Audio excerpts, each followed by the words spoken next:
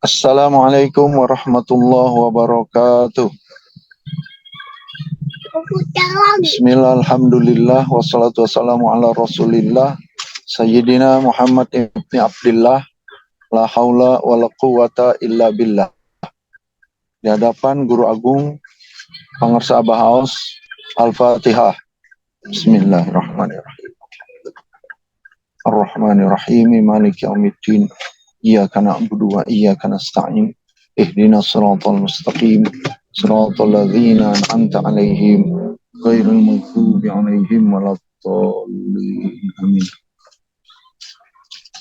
Yang kami hormati seluruh wakil talqin yang mungkin saja hadir pada sore hari ini dalam manakib online sedunia. Juga penyelenggara Teh Susi, juga Umi Syahid. Ya, semoga semuanya sehat, Bapak dan Ibu sekalian. Bapak dan Ibu sekalian, saya ingin membahas tentang manqobah yang tadi dibacakan, sekaligus keterkaitannya dengan bulan Rajab atau peristiwa Isra Mi'raj. Bapak dan Ibu sekalian, seperti kita tahu di bulan Rajab ini ada satu peristiwa yang luar biasa yang menjadi tes keimanan bagi orang-orang terdahulu pun juga bagi orang-orang yang sekarang, yaitu tentang di Isra dan di Mi'rajkannya Nabi Muhammad SAW. Dalil daripada Isra itu adalah surat Al-Isra ayat 1. Subhanalladzi asra bi 'abdihi lailam minal masjidil haram ilal masjidil aqsa alladzi barakna haulahu linuriyahu min ayatina, dan seterusnya.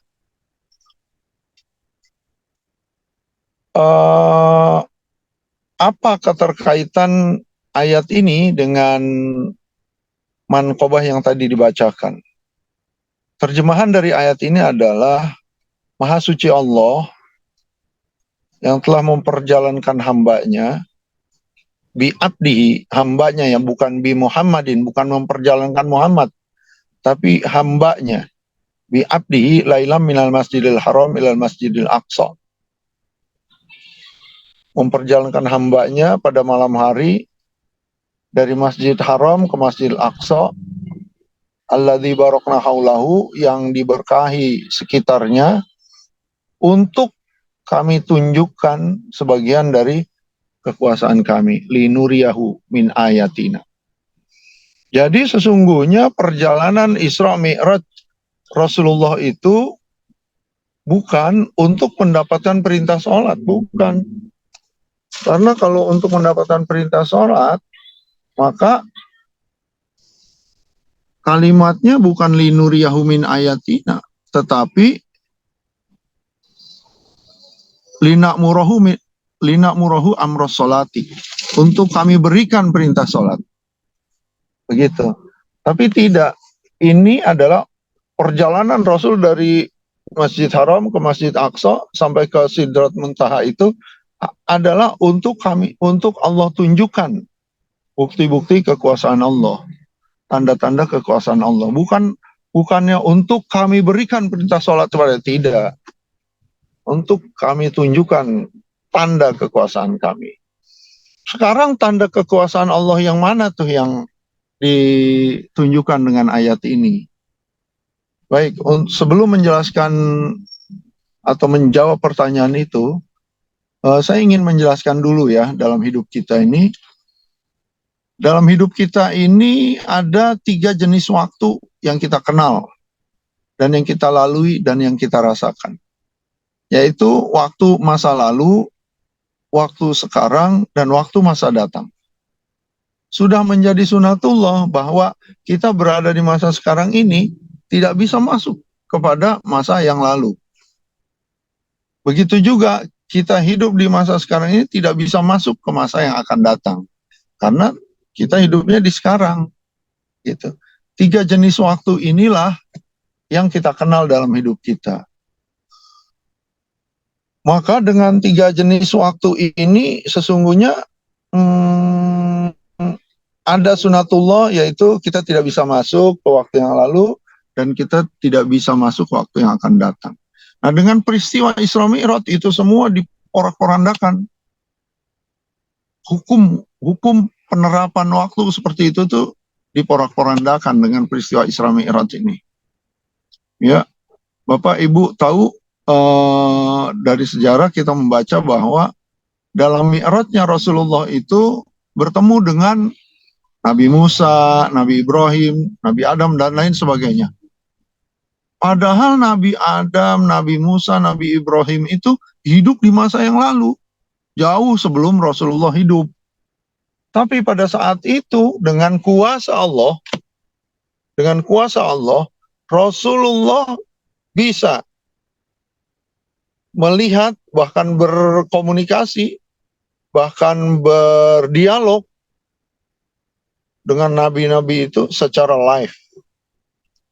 Pemahaman Ahlus Sunnah wal Jamaah, Rasulullah itu Isra Mi'raj dengan jasadnya, bukan cuma ruh saja, tapi juga dengan jasadnya.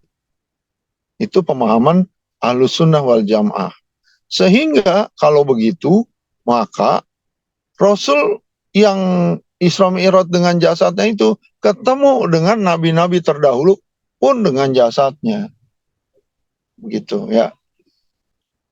Nah, kenapa ini bisa terjadi? Dalam istilah tasawuf disebut dengan tajasud ba'dal wujud. Jadi seorang yang sudah mencapai level ma'rifatullah, orang yang sudah mencapai level fana fillah, itu orang ini akan diperlakukan oleh Allah salah satu atau ketiga-tiganya dari 3 hal. Tajasud ba'dal wujud, tajasud indal wujud, dan tajasud qoblal wujud.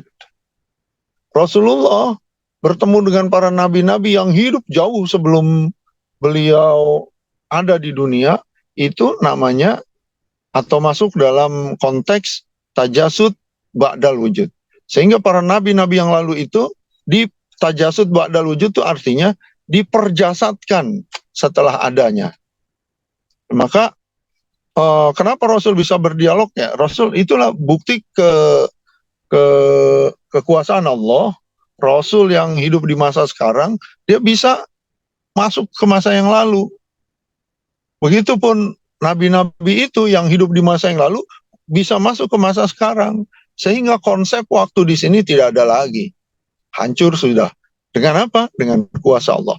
Maka ayat itu dimulai dengan subhanallah. Setiap ayat yang dimulai dengan kalimat subhanallah, maka sesungguhnya ayat itu ingin menceritakan atau mengatakan tentang sesuatu kuasa Allah. Sesuatu hak yang menjadi hak prerogatif Allah. Kuasanya, kebesarannya, keagungannya. Nah, dengan peristiwa ini, maka Allah tunjukkan kekuasaannya. Tidak ada konsep waktu kalau sudah di hadapan Allah. Sebenarnya kan konsep waktu itu hanya pada kehidupan manusia. Hanya ada di dunia. Ya. Kalau sudah pada konsep ketuhanan, tidak ada lagi waktu. Allah itu tidak terbatasi oleh ruang dan waktu. Karena ruang dan waktu itu dicipta oleh Allah. Waktu itu sendiri dicipta oleh Allah. Bapak Ibu pernah membaca teori relativitas waktunya Einstein? Itu salah satunya mengatakan bahwa apa sih definisi waktu? Waktu itu terjadi atau definisi waktu adalah interval antara satu kejadian dengan kejadian lainnya. Jeda antara satu kejadian dengan kejadian lainnya disebut dengan waktu. Nah, dari peristiwa bertemunya dan berdialognya Rasulullah dengan nabi-nabi yang telah lalu, sudah tidak ada lagi konsep waktu sekarang dan waktu yang lalu. Maka yang dalam istilah tasawuf disebut dengan tajasud ba'dal wujud. diperjasadkan setelah keberadaannya. Siapa? Nabi-nabi yang bertemu Rasul itu. Dan Rasul melihatnya dan berdialog dan berkomunikasi secara live. Baik, itu tajasud ba'dal wujud. Ya. Nah, yang kedua, tajasud qoblal wujud. Diperjasadkan sebelum adanya. Nah, itu tadi, Syekh Abdul Qadir. Manqobah yang tadi dibaca itu, kalau kita kalau kita bacanya di depan orang-orang yang pemahamannya tekstual, maka itu pasti akan ditentang, akan ditolak, dan akan dikatakan sebagai syirik, sesat, dan lain sebagainya. Bayangkan, Syekh Abdul Qadir pada saat Rasulullah Mi'raj kan belum hadir di dunia, belum hidup. Bagaimana bisa Syekh Abdul Qadir sekonyong-konyong datang ketika Rasul mau Mi'raj dan memberikan pundaknya untuk menjadi tangga bagi Rasul yang mau menaiki buruk. Bagaimana mungkin, kan Rasul belum kan Syekh Abdul Qadir belum hidup pada masa itu. Nah, Syekh Abdul Qadir itu diperjasadkan sebelum adanya. Namanya tajasud qoblal wujud. Nah, ini juga Allah ingin menunjukkan kuasanya. Kenapa tidak bisa kalau Allah berkehendak? Maka pada saat itu, begitupun Rasul dan Syekh Abdul Qadir Jailani bertemu secara live dan menyediakan pundaknya untuk diinjak oleh kaki Rasulullah untuk menaiki buruk. Tidak ada yang tidak mungkin. Maka ayat tadi dimulai dengan kalimat Maha Suci Allah. Kemudian yang ketiga adalah tajasud indal wujud. Diperjasadkan pada saat adanya. Ini banyak diceritakan oleh para ikhwan tentang karomah Abah Aos. Abah Aos ada di mana, tapi ikhwan bertemu dengan Abah Aos di suatu tempat. Padahal Abah Aos ada di Sirna Rasa. Di Setu itu ada satu kejadian, ya. Satu ikhwan, kami ikhwan di Setu sedang melakukan khotaman secara berjamaah di masjid. Ya. Salah satu ikhwan melihat Abah Aos ada di mimbar. Secara live dia melihat Abah Aos ada di mimbar pada saat kami khotaman. Nah, Abah Aos itu namanya tajasud indal wujud, diperjasadkan pada saat adanya, begitu. Nah, jadi apa yang pesan apa yang dibawa oleh pemahaman ini? Ya. Satu, kalau Allah sudah berkehendak, tidak ada yang tidak mungkin. Apapun bisa terjadi. Yang kedua, konsep waktu itu hanya ada pada kehidupan manusia. Kenapa ada? Karena ada kejadian-kejadian di dalam kehidupan manusia. Saya berbicara sekarang ini sebuah kejadian. Tadi ketika saya belum berbicara, ketika masih amaliyah yang lain, baca manqobahkah, tawasulkah, dan lain sebagainya, juga sebuah kejadian. Kejadian yang tadi, baca manqobah misalnya, dengan kejadian saya berbicara sekarang, jedanya itu namanya interval. Interval itu lah yang disebut dengan waktu. Begitu. Maka konsep waktu itu hanya ada pada kehidupan manusia. Pada kehidupan, kalau sudah pada sisi Allah, tidak ada lagi waktu. Jadi kalau sudah pada level ketuhanan, sudah tidak bicara dulu, sekarang, masa datang. Itulah kenapa disebut bahwa Allah itu tahu tentang yang dulu, dan Allah tahu tentang yang akan datang, begitu. Karena memang bagi Allah tidak ada waktu, Pak. Penjelasan mengenai ini ada di buku Ketenangan Adalah Kemenangan, yang dengan karomah Abah, buku itu telah ditulis begitu. Bapak dan Ibu sekalian, yang ketiga hikmah daripada pemahaman tentang ini adalah bahwa kita harus meyakini bahwa guru kita itu, Pangarsa Abah Os itu ada pada levelnya Syekh Abdul Qadir Jailani. Di mana dibacakan manaqib Syekh Abdul Qadir Jailani, sesungguhnya di situ dibacakan manaqibnya Syekh Muhammad Abdul Ghawthad Al-Mas. Sehingga apa yang terjadi dalam manqabah ini, dalam manqabah Syekh Abdul Qadir, sesungguhnya terjadi pula pada manqabahnya Syekh Muhammad Abdul Ghawthad Al-Mas. Itulah sebabnya yang harus kita lakukan, yang harus kita tingkatkan sekarang adalah keyakinan kita pada guru kita. Banyak orang yang kurang sukses berthariqahnya karena disebabkan kurang yakin pada gurunya. Bapak dan Ibu sekalian, marilah dengan penjelasan ini kita koreksi diri kita, siapa yang masih belum yakin pada guru. Terus kalau memang faktanya kita belum yakin, apa yang harus kita lakukan? Memperkuat amaliyah kita. Dikirnya dibanyakin. Dikir la ilaha illallahnya diperbanyak. Nanti keyakinan akan tumbuh sendiri. Kalau keyakinan kita masih terhalang oleh keraguan, masih terhalang oleh ketidakpercayaan, maka sesungguhnya itu menunjukkan bahwa dikir kita masih kurang.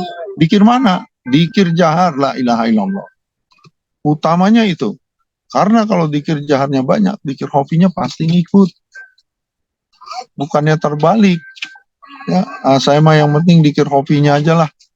Bukan. Ada orang yang mengatakan begitu. Saya mah yang penting yang di dalam. Tidak, karena yang di dalam tidak akan hidup kalau tidak ada yang di luar. Kita dikir yang di luar itu untuk menghidupkan yang di dalam. Kalau dikir yang di luarnya kurang, yang di dalam pasti juga lemah. Begitu. Ya semoga semuanya diberkahi dan penjelasan saya ini semoga ada manfaatnya.